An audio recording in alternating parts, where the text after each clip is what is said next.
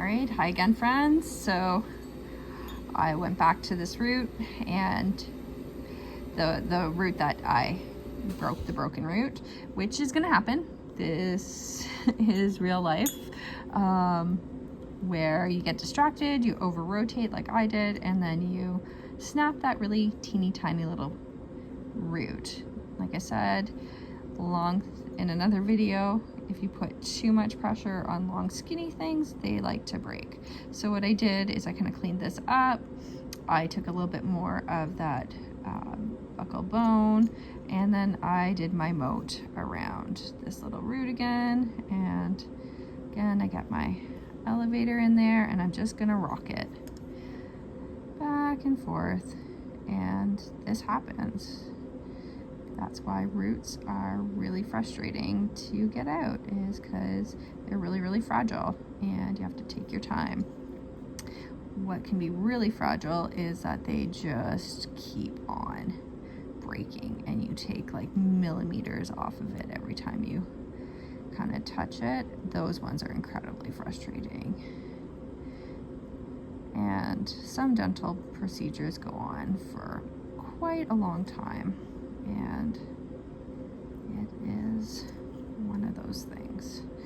So my tip is, whenever, let's say you feel like you're doing more harm than good, you've been working at this, getting this root out for, I don't know, 45 minutes, not unheard of. It just does not want to come out. You're exhausted, you're hungry, the patient's been under anesthesia for, I don't know, 3 hours. You're like, that's it. This root's gonna stay in this animal's mouth. You tell the client, you don't say, I broke the root. That would not be my suggestion, because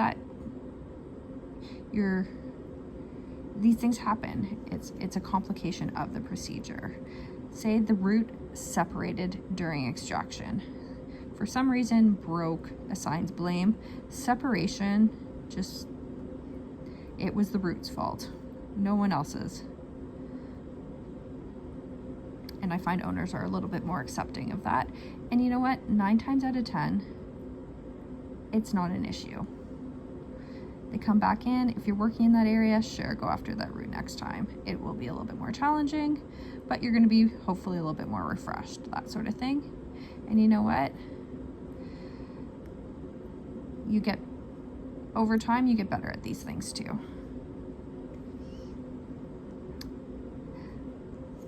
But yeah, if it does happen to be that less percentage, you know what?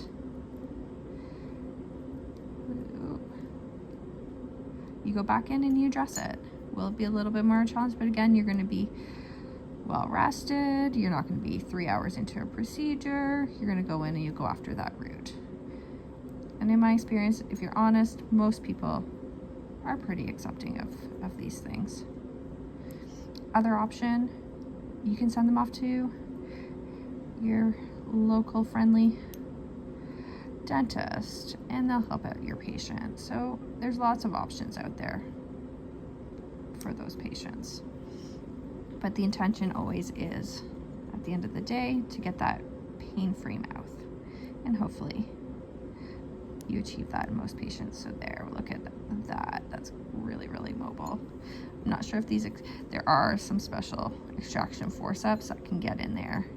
They're a lot skinnier. We just don't have them here. But you'll be able to kind of, we can flick it out. There we go. We can flick this root out. Yay. Yay. Did we get it all? Pretty sure all. That's the other thing. In the real patients, like, this is being stuck in because of the tissue that they're using to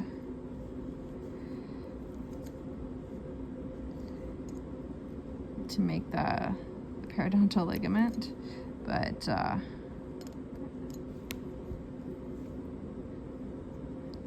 I'm pretty sure looks like we've got that tip out.